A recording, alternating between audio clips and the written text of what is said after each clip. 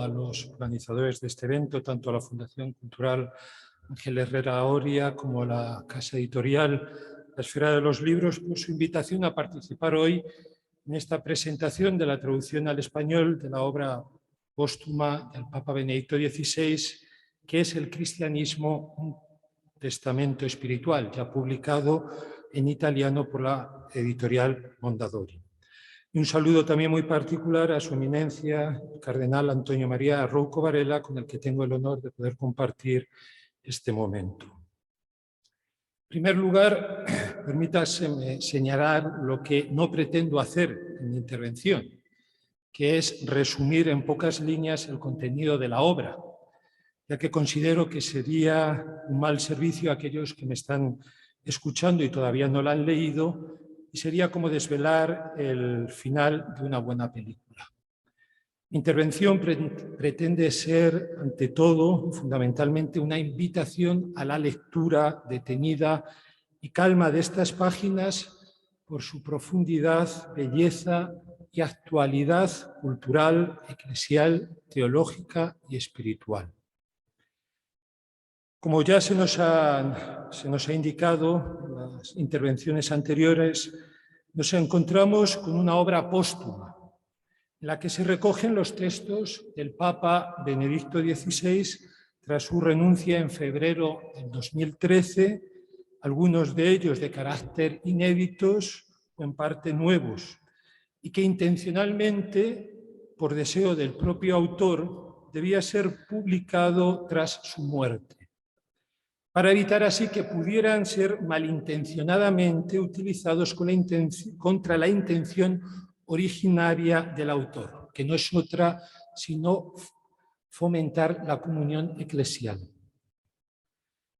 Ahora bien, como queda claro en el subtítulo de la obra, con esta publicación no se pretende simplemente hacer una recopilación de una serie de textos, sino que nos encontramos con una suerte de testamento espiritual, que según refiere uno de los editores, el profesor y teólogo Elio Guerriero, gran conocedor también de la obra de Benedicto XVI y de su vida, al cual ha dedicado también una biografía, es fruto, esta obra, de la sabiduría del espíritu y el corazón de un padre siempre atento a las expectativas y esperanzas de los fieles y de toda la humanidad.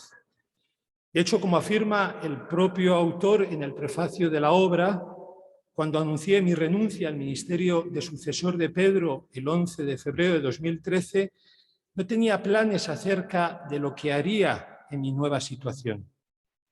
Continúa el Papa Benedicto afirmando, estaba demasiado exhausto para planificar nuevos trabajos. Además, la publicación de la infancia de Jesús parecía una conclusión lógica a mis escritos teológicos. Será lentamente que irá retomando su trabajo de teólogo, interrumpiendo esporádicamente su silencio para responder sobre temas que le solicitaban y que le interesaban de modo particular por considerarlos nucleares para la fe y su presentación al hombre de hoy.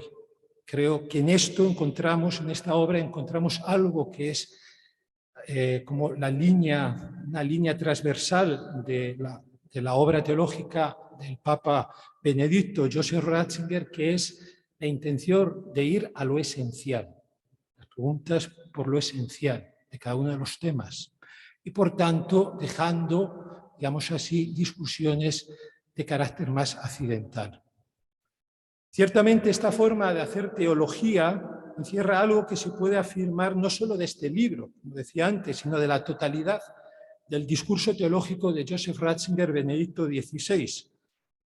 A mi juicio, como teólogo, Joseph Ratzinger no pretendió jamás construir un pensamiento teológico sistemático. De hecho, de él no tenemos, como por ejemplo del profesor Smaus, una dogmática en distintos volúmenes. De él tenemos un tratado sobre escatología a propuesta de otro profesor de teología, Auer, que tenía aquel proyecto de hacer una dogmática por volúmenes y justamente había pedido su colaboración a Joseph Ratzinger el cual le dio tiempo, antes de ser nombrado arzobispo cardenal de la sede de Múnich, Frisinga, a escribir esta escatología. Es el único, digamos así, libro que encontramos en toda su publicación que podría ser como un tratado o un manual sobre una materia concreta de teología. Por eso considero que jamás pretendió construir un pensamiento teológico sistemático, sino que sus distintas publicaciones tienen más bien como origen y objetivo la intención de dar razón de la esperanza y de la fe cristiana ante los nuevos retos que suponían para la teología y la Iglesia los nuevos tiempos, y concretamente el nuevo paradigma antropológico, es decir, el del hombre posmoderno o pragmático, para el que, como afirma nuestro autor en la obra que hoy presentamos, lo importante en su relación con el mundo no consiste ya en el reconocimiento de la verdad del ser, por tanto, preguntarse por las cuestiones metafísicas, sino la de adquirir poder sobre el ser para remodelar el mundo según sus propias necesidades y deseos. De hecho, nuestro autor, Joseph Ratzinger, ya había hablado de esta realidad en una publicación suya anterior sobre la fundamentación sacramental de la existencia cristiana, en la que hace referencia y explica lo que él considera un nuevo tipo de materialismo propio del hombre pragmático contemporáneo, caracterizado por haber sustituido la comprensión sacramental y, por tanto, mistérica de la realidad del mundo, de la creación, por una comprensión meramente funcional o pragmática. Además de encontrarse con una sociedad pluralista en relación a la verdad, individualista respecto a la libertad, en la que la fe empieza a encontrar de nuevo cabida siempre y cuando sea presentada como una opción más entre otras dentro de la gran oferta pluralista del fenómeno religioso propio de la era possecular, como afirma, por ejemplo, en su gran obra, en 2 volúmenes, inmensa, de más de 1000 páginas, el sociólogo Charles Taylor. Antes de esta realidad concreta, Joseph Ratzinger retoma, ante esta realidad concreta, esta realidad de este hombre pragmático, de esta sociedad pluralista respecto a la verdad, individualista respecto a la libertad y consumista incluso en el ámbito de lo que podemos decir el mercado de lo religioso, Joseph Ratzinger retoma en estos 6 capítulos de la obra que hoy presentamos lo que para él es una convicción fundamental respecto a la tarea de la Iglesia y por tanto también de la teología en estos momentos concretos que él considera de crisis. Dice en la página 210, no necesitamos otra Iglesia inventada por nosotros. Lo que hace falta, en cambio, es una renovación de la fe en la realidad de Jesucristo que se nos ha donado en el sacramento. Hasta aquí el autor. En orden a esta renovación de la fe, debe entenderse el objeto último de cada uno de los textos contenidos en esta obra póstuma. Y de ahí, a mi parecer, el acierto con el título de la obra, ¿qué es el cristianismo? Y que no deja de ser una pregunta por lo esencial y distintivamente cristiano en su forma confesionalmente católica, y que según nuestro autor se encuentra sintetizado en el texto de 1 de Juan 4,16. Hemos conocido el amor que Dios nos tiene y hemos creído en él. Frase, añade Benedicto, que expresa la auténtica naturaleza del cristianismo. Obviamente, cualquiera que conoce el magisterio de Benedicto XVI, ya su primera encíclica Deus Caritas es en el número 1, empieza justamente citando este texto de 1 de Juan 4,16 y explicando lo que es la fe. De una gran belleza son las páginas, nuevamente, que encontramos en este libro sobre la explicación de lo que esencialmente es la fe. En el marco de todo el discurso que hace Joseph Ratzinger, de un tema que está presente a lo largo también de su pensamiento teológico desde el principio, que es el lugar del cristianismo dentro del fenómeno religioso, de la religión, y en qué relación se encuentra el cristianismo con las religiones y concretamente con el Islam y con el judaísmo. Por otra parte, este amor, continúa el autor de esta obra, que se realiza y se refleja de múltiples maneras en los santos de todos los tiempos y que para él constituye la auténtica prueba de la verdad del cristianismo, es decir, la fe encarnada. Dicho de otra forma, la prueba histórica de la verdad. Hay un autor, un filósofo italiano, que justamente ante el pluralismo, ¿no? Augusto Noche se llama, ante el pluralismo de las ideologías, dice que ante la ideología lo único que cabe es la prueba histórica, que es lo que se verifica en la historia. De ahí yo creo también la importancia de esta frase del autor, ¿no? Es decir, la verdad del cristianismo se verifica en la carne de los cristianos, en el testimonio de la vida de los cristianos. Cuando uno se acerca a estas páginas, se encuentra desde el principio con el celo de un creyente católico. Subrayo lo de católico, porque desde el principio aparece justamente la dimensión universal de la misión, del anuncio del Evangelio hasta los confines del mundo en todo tiempo y circunstancia. Para su autor, el Papa Benedicto, en continuidad con toda su propuesta teológica y magisterial precedente, la Iglesia ante todo debe tomar conciencia de la razonabilidad y actualidad del anuncio del Evangelio de Jesucristo para el hombre de hoy, y fundamentalmente por dos motivos. Primero, frente al hombre pragmático, fruto de la razón positivista, ilustrada, mostrar cómo quien se ha encontrado con el Dios viviente ha conocido la plena grandeza de la existencia humana, al habérsele revelado el misterio último de su ser como llamada y vocación al amor de Dios y al amor del prójimo. Y también son muy bellas las páginas que dedica justamente a este tema, poniendo como referencia tipológica evangélica la figura de Marta y María, que también es una figura que no es nueva, sino que uno encuentra también en la producción teológica de Joseph Ratzinger. Y en segundo lugar, el anuncio no es fuente de ningún tipo de proselitismo, dice Joseph Ratzinger, Benedicto XVI, sino de la dinámica propia de la alegría, el amor y la verdad. Aquel que se encuentra con ella siente la necesidad interna de comunicarla. De este modo, afirma nuestro autor, no anunciamos a Jesucristo para proporcionar el mayor número posible de miembros a nuestra comunidad, ni mucho menos por el poder. Hablamos de él porque sentimos que debemos transmitir esa alegría que se nos ha otorgado.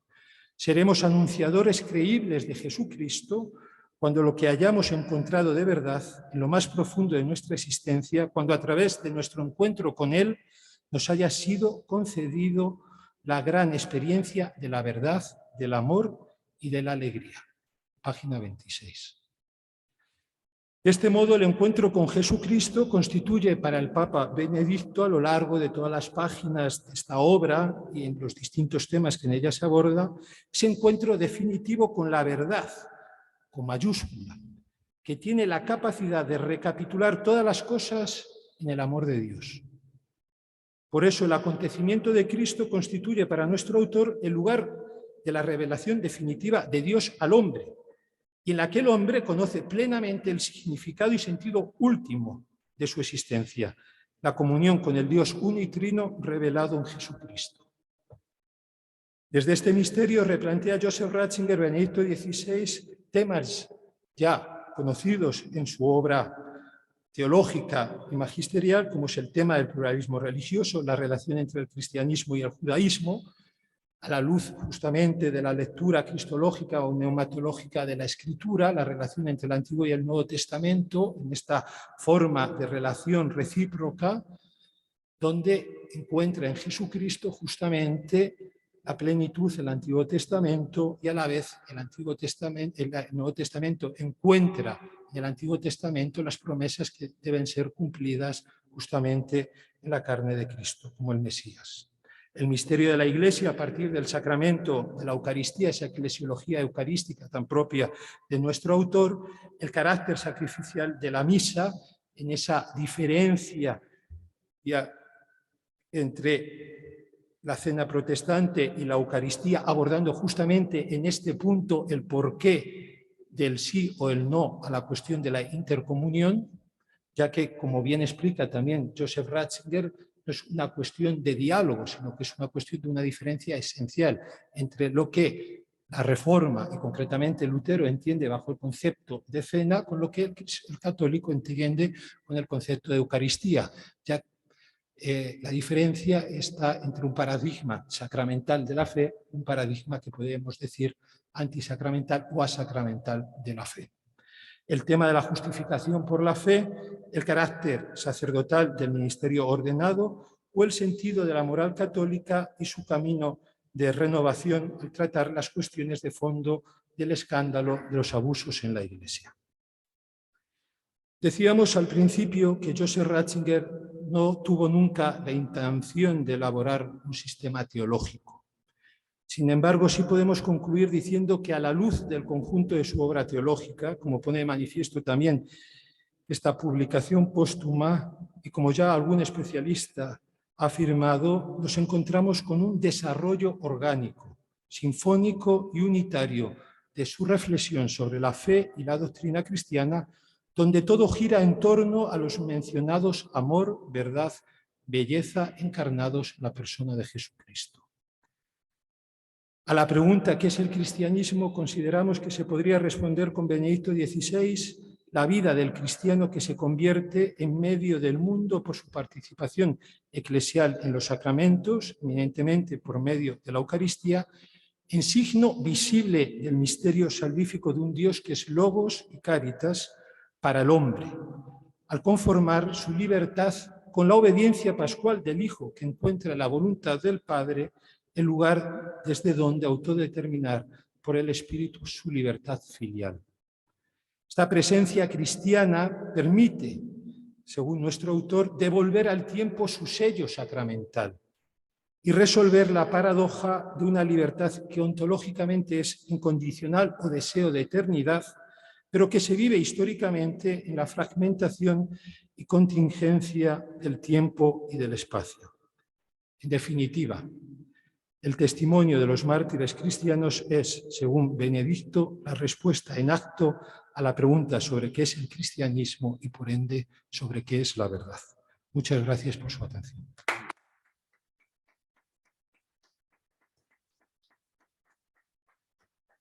Muy bien, pues a continuación, una intervención a don Antonio María Corcovado. Muchas gracias. Yo quisiera felicitar a la editorial por la publicación de este librillo, bueno, un libro, ¿no? Que se recogen las publicaciones o los trabajos no publicados de Benedicto XVI en sus 10 años casi 10 años de retiro, ¿no? Lo que se llama el monasterio. Se llama el monasterio porque en esa casa, desde los años 90, pues fue el lugar de vida y de oración de comunidades religiosas femeninas de vida contemplativa. Una idea de San Juan Pablo II, que quería que en el corazón de la ciudad del Vaticano, de su curia, pues hubiese una comunidad orante de verdad, de contemplativas, y que además les sirviese a ellas, sobre todo a las grandes familias religiosas de la historia de la vida consagrada de la Iglesia, pues conociesen y viviesen las preocupaciones y los objetivos pastorales y la vida del Papa y de sus colaboradores. Allí pasaron clarisas, carmelitas, pues casi todas españolas, como es natural. El Carmelo y España están estrechísimamente relacionados, y así, cuando se produce la renuncia y se piensa la forma como el Papa emérito va a vivir, pues pareció que era muy buen sitio el monasterio. Y él él y sus colaboradores hablaban de la casa de monasterio. Y eso tiene mucha importancia para comprender un poco este librillo, o este libro, que es más que un librillo, porque páginas también tiene las suyas, ¿no? Nacen de un ambiente personal en el que vivió con su secretario, un grupo de consagradas seglares, de Mores Domini, es una fórmula asociativa de la Iglesia que nace con nuevos movimientos, en este caso con el movimiento de Comunión y Liberación. Son chicas que vienen de Comunión y Liberación y que viven su vocación de seglares en el mundo pues como consagradas. Era su comunidad, eran 4 religiosas, seglares consagradas, secretario y un par de personas más. En esa comunidad que vivía en el monasterio, que había sido un monasterio donde se había rezado mucho los últimos 20 años, él vive sus últimos años de su vida y medita mucho y ora mucho y escribe, entre otras cosas. No sé si hay algún papel inédito, algunas, no me consta, se habla de ello, pero en fin, conversaciones personales con el señor Genswein, a quien yo conozco desde que era seminarista, pues no recuerdo yo que hablase de un legado no escrito y no de Benedicto XVI o del profesor Ratzinger y que no hubiese sido publicado. Por lo tanto, el libro está bien, en la portada está bien traducida, sobre todo lo del testamento espiritual. Incluso al principio yo cuando tuve el libro delante de mis ojos y el título primero, ¿qué es el cristianismo? Y dije, caramba, esto es una especie de reto intelectual de primera categoría. Y segundo, que hablarlo, que ese tema sea el tema de un libro de trabajos teológicos de distinta naturaleza por el origen, incluso por el género literario, cuando se trata de un autor, ya como cuando era profesor, fue prefecto de la Congregación para la Doctrina de la Fe y luego el magisterio de un papa, que en su edición de obras completas, vamos ya por la 20, el 21 tomos, 22 tomos, escrito un libro póstumo, se titule ¿Qué es el cristianismo? Y dice, pues lo coges enseguida, lo lees con mucho interés. Y ciertamente está bien titulado, yo se lo felicito a la editora porque en el libro él precisa, incluso quizá con una cierta novedad, no sé, quiero felicitar al profesor Raúl Orozco que ha hecho un estudio brillante de la obra y demuestra que la Facultad de Teología de San Damaso de Madrid pues, es un lugar donde hay muy buenos teólogos, ¿no?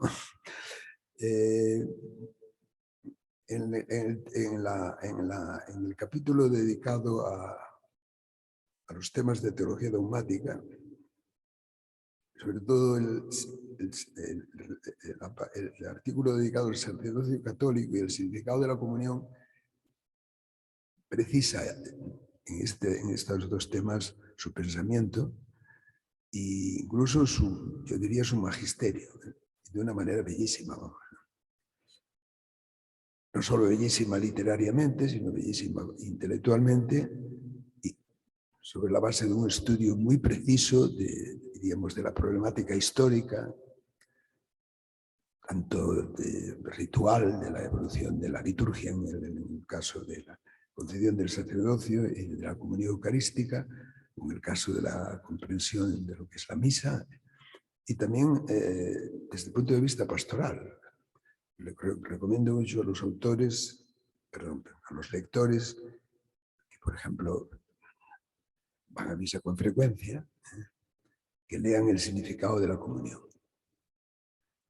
que no se aparta para nada de la gran tradición de la Iglesia, que tiene un centro doctrinal indiscutible, que es el Concilio de Trento, y la doctrina sobre la transubstanciación. El pan después de la consagración es el cuerpo de Cristo, el vino después de la consagración es la sangre de Cristo, esa doctrina se mantiene, pero usando para actualizarla primero de la filosofía contemporánea, la filosofía que trabaja mucho en torno a la relación, pero la relación personal, de corazón a corazón, de vida a vida, y que le sirve para presentarla más allá también de los debates que conocimos de jóvenes en los años 60 y 70 sobre el cuestionamiento de esa doctrina de la transustanciación, y que se quiso convertir en una especie de transignificación, la famosa fórmula. Sí, era una discusión de teólogos, no llegaba, pero llegaba de algún modo también a las comunidades parroquiales y a la vida de la Iglesia. Bueno, pues en esta fórmula de explicación, de desarrollo teológico de esa doctrina, pues creo yo que encuentra un fiel cristiano hoy y un sacerdote que celebra la Eucaristía, sobre todo, pues una luz espiritual muy honda y muy bella, ¿no? Es como un ejemplo de mi tesis de que en este libro, lo que él escribe después de su retiro, se perfilan pensamiento teológico sobre temas muy delicados y muy actuales, que lo fueron y siguen siéndolo desde el Concilio Vaticano II hasta ahora. También es muy interesante la actualidad, incluso la actualidad sociológica. Vivimos una sociedad multicultural, multirreligiosa, además que se valora como un hecho muy positivo, ¿no? Bueno, pues la relación diríamos, de la verdad, de la verdad de Cristo, con verdad central, vamos a decirlo, absoluta, pues en contraste con la experiencia de la multiexperiencia religiosa, ha sido una fuente de problemas teóricos y prácticos, y lo sigue siendo hasta hoy mismo. Bueno, pues él ya había escrito incluso monografías sobre el tema, uno de los temas recurrentes en él a lo largo de toda su historia. Efectivamente, él no escribió un tratado de teología como la Suma de Santo Tomás, ni siquiera como uno más actual, que es el de Hans Urs von Balthasar, ¿no? La famosa obra suya de Hans Urs von Balthasar, tiene varios tomos, la estética teológica, la dramática y la teológica, ¿no? Son 9 tomos, un alemán suizo, pero alemán del todo, ¿no? Eso no, la obra teológica de Ratzinger no tiene ese formato, pero tiene un formato de monografías a veces muy detalladas y científicamente muy elaboradas, con un hilo de preocupación que era el de su tiempo. Yo al leer ahora, lo leí casi todo el libro, pero me ha llamado mucho la atención finalmente el de sus 75 años de la muerte del padre jesuita Alfred Delp, un joven jesuita que vivía en Múnich, en una de las calles centrales del viejo Múnich, y que pertenecía a un círculo de reflexión, diríamos, como de resistencia espiritual al nacionalsocialismo, incluso antes del triunfo político del nacionalsocialismo en el año 33, que termina en un campo de concentración y termina asesinado, ¿no? Y que escribe, con las manos atadas, medio rotas, escribe unas cuantas folios que pasaron después se hicieron públicos después de la guerra, y que impactó mucho a aquellos jóvenes, primeros jóvenes seminaristas de la diócesis de Múnich, que habían sido unos niños seminaristas en el seminario menor en los años 30, luego que habían estudiado su teología primero en Freising o Frisinga y luego en la Facultad de Teología de la Universidad de Múnich, y que empezaron a vivir su fe con una ciudad, Múnich, destruida, reducida a ruinas, y que comienza a vivir su vida parroquial en pequeños grupos de oración. Y ahí está Ratzinger, ¿no? Como un joven coadjutor. El Papa Benedicto XVI, estamos a la entrada en este salón, nunca fue párroco, fue vicario parroquial 9 meses, pero ya profesor toda la vida, ¿no? Y Juan Pablo II yo creo que nunca fue párroco, fue capellán de estudiantes también toda su vida. Por más que las experiencias de sus primeros años de sacerdocio y de vida condicionan mucho y condicionaron mucho toda la obra teológica de Ratzinger, del Benedicto XVI. De algún modo, en este librillo, este libro con una colección de manuales bien distribuidos por títulos y materias, encuentra uno como una especie de esencia final. De leer el libro y decir, no se preocupe usted de leer nada más de Ratzinger, sería pues una equivocación.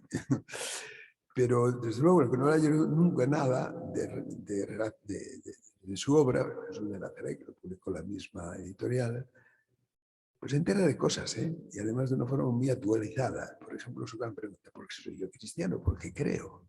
Y no puedo ser budista, no puedo ser, vamos a empezar por el mundo cristiano, no puedo ser yo luterano, no puedo ser calvinista, no puedo ser anglicano, y debo de ser católico, ¿o qué? ¿Y por qué no puedo ser yo budista o hinduista o musulmán? ¿Por qué? ¿Debo de serlo? ¿No puedo serlo? ¿Es igual?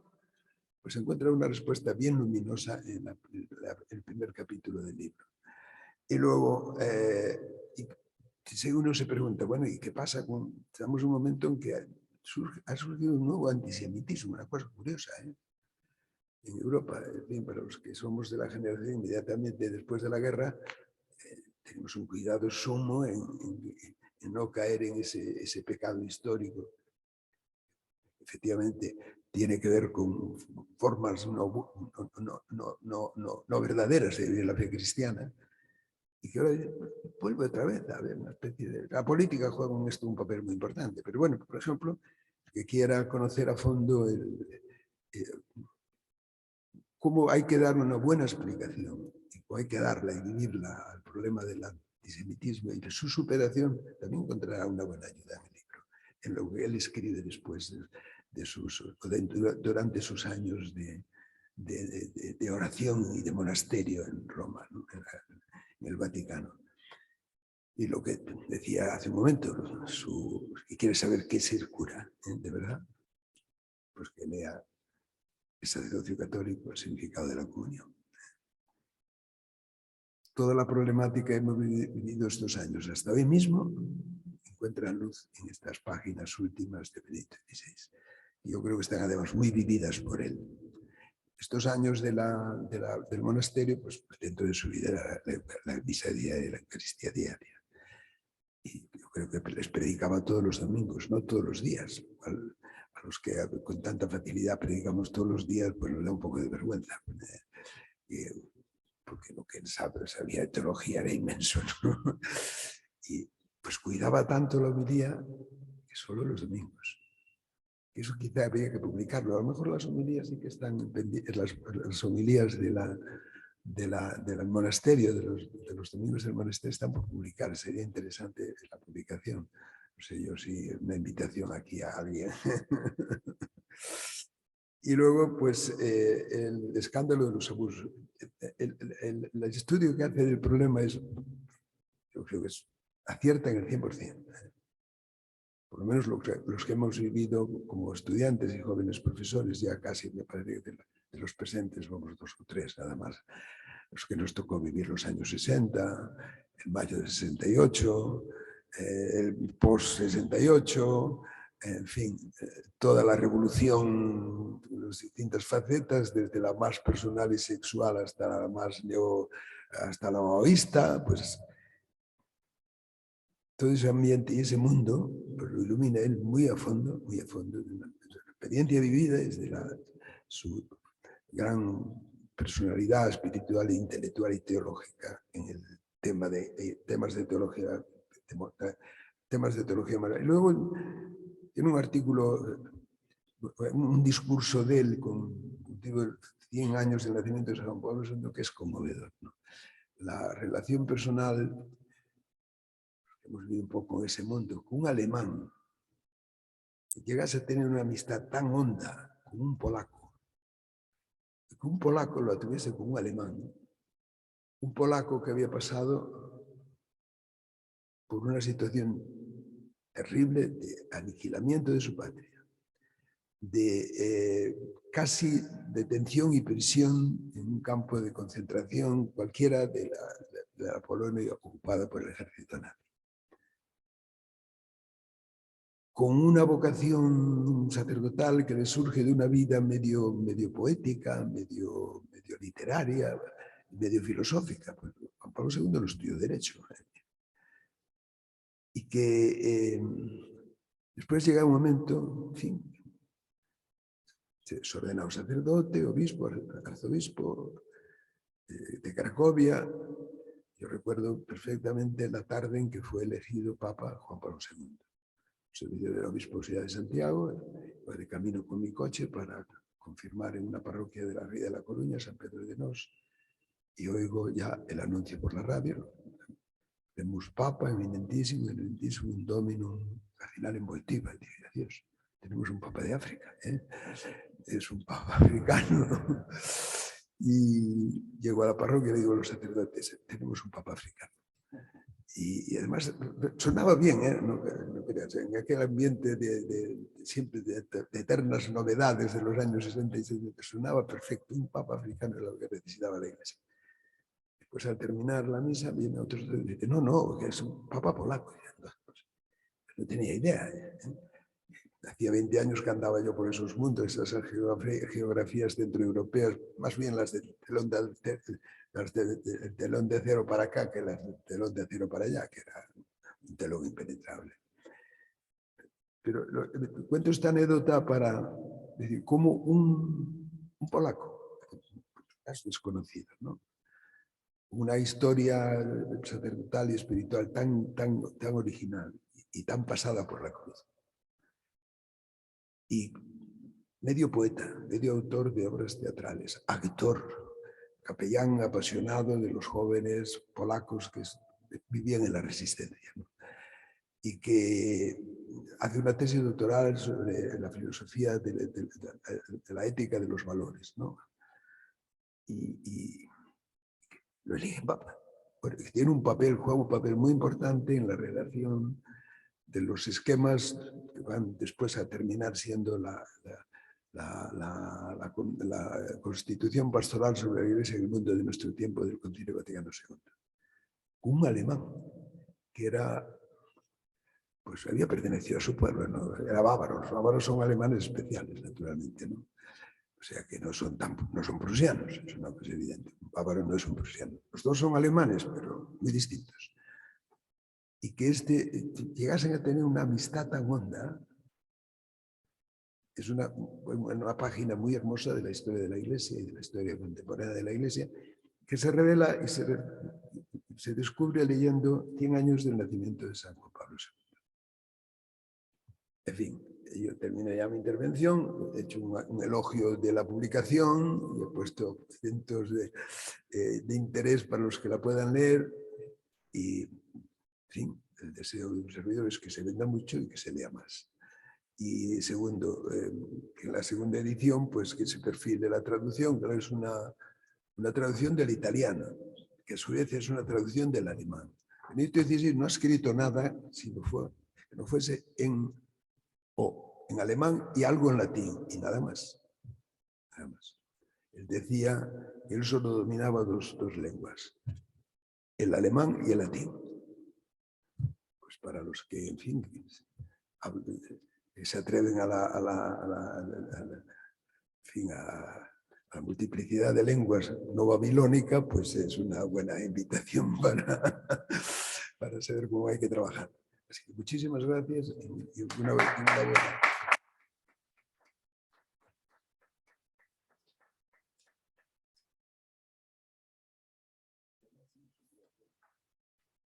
No, que le preguntaba a don Antonio si alguien quiere preguntar sobre el tema del libro, pues abrimos un coloquio. Y si no, pues como ustedes quieran. No sé si alguien se anima, tenemos un micrófono. Y si no, pues ya dejamos. ¿Perdón? Pues venga, anímate. Ahí tenemos un micrófono ahí, ¿eh? Pero sobre el tema, no sobre otra cosa. Por mucha actualidad que sea, no, sobre el tema.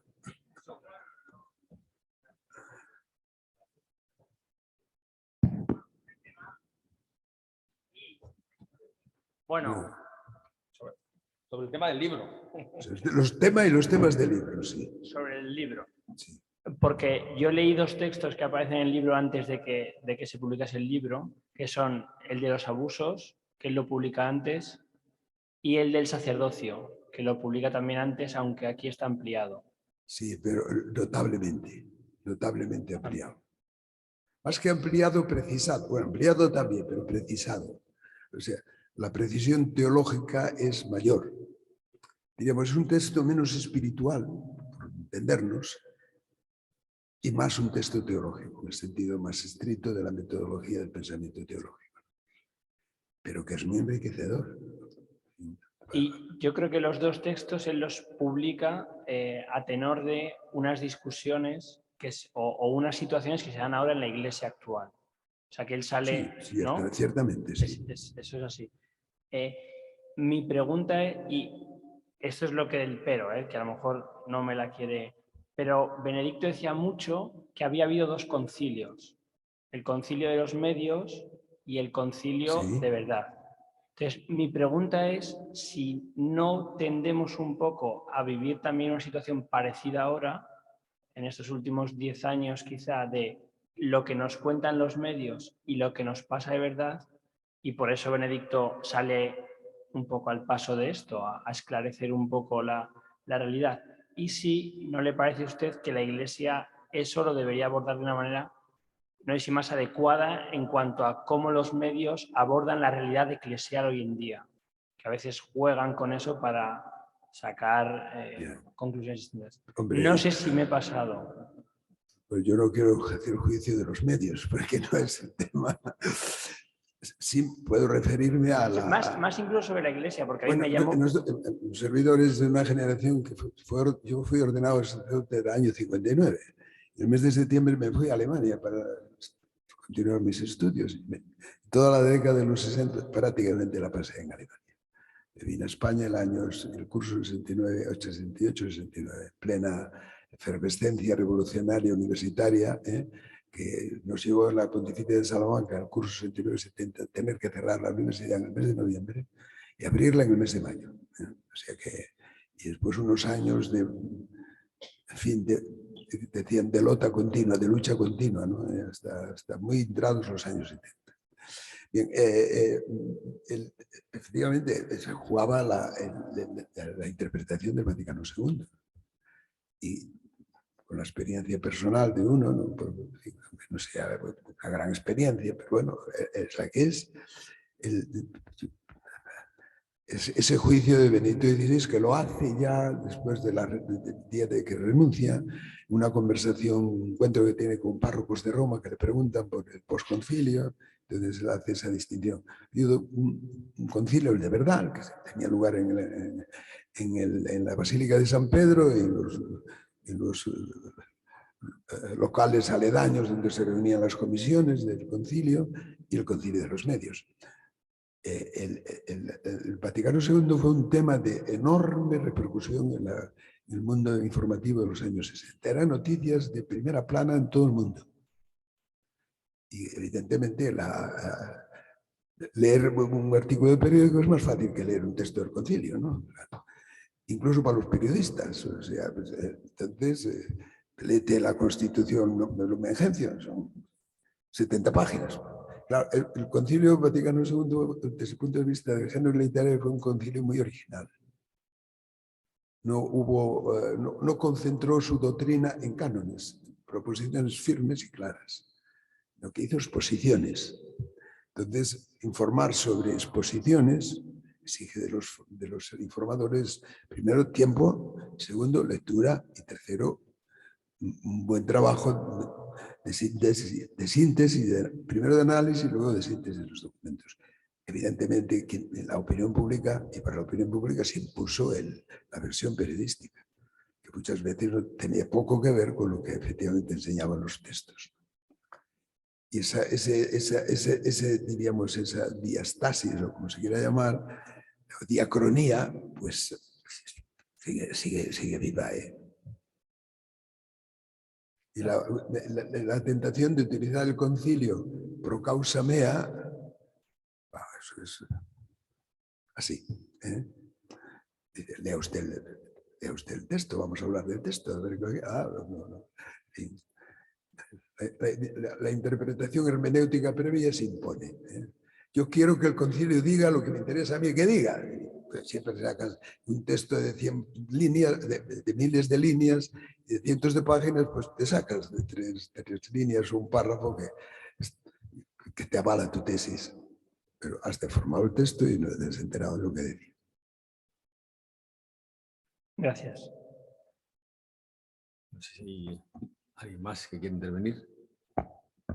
Pues si no, voy a aprovechar con el permiso de todos ustedes para hacer una breve, hacer referencia simplemente a algunos eventos, hacer, digamos, promoción de las actividades de esta fundación. Bueno, primero también voy a referirme al Instituto de Estudios de la Democracia, que aquí está su presidente, don José Manuel Otero Novas, conocido de todos ustedes, es ministro de Educación, y que celebrará su acto de fin de curso aquí el jueves, ¿verdad? El jueves, el día. Pero antes, el 14, el Club Chesterton, que está también bajo la organización de esta Fundación Cultural Ángel Gregoria, celebra su acto anual en el día del fallecimiento del autor de Chesterton, el 14 de junio, aquí, a las 6:30, en esta misma aula. Acabará con una conferencia de Juan Manuel de Prada a las 7:30, si no me equivoco, y tendremos una pincelada de música celta, ¿no? Para recordar, ponernos en ambiente. Y el lunes que viene, el 19, hay más cosas, pero bueno, no voy a... El 19, también en este mismo aula, se va a presentar la reedición de un libro clásico de Maritain. Saben ustedes que se celebra desde los 50 años el fallecimiento de Maritain, y será el libro... Paisano del Garrone. No, ¿qué libro? El libro es El hombre del Estado. El hombre del Estado. Que editó Decisiones de Encuentro en los años 90 y ahora es una reedición, y estarán aquí para comentarlo don Eugenio Nasarre, también miembro de la Asociación de Propagandistas, el catedrático de Valencia, de la Universidad de Valencia de Filosofía Moral y Política, Agustín Domingo Moratalla, miembro también de nuestro patronato y de la Asociación de Propagandistas, doña Isabel Benjumea, que saben ustedes que es miembro parlamentaria europea, y don Ignacio Sánchez Cámara, que es catedrático también, si no me equivoco, de Filosofía de la Universidad Rey Juan Carlos. Bueno, pues estarán, eso es el día de... Bueno, ya no me extiendo más que simplemente agradecerles a todos ustedes y a los medios su presencia, y por supuesto a don Raúl y a don Antonio María. A los dos. Y por supuesto a la Esfera de los Libros, ya llevamos unos años colaborando y esperamos que sean muchos más. Y nada más, pues hasta un próximo encuentro. Muchas gracias.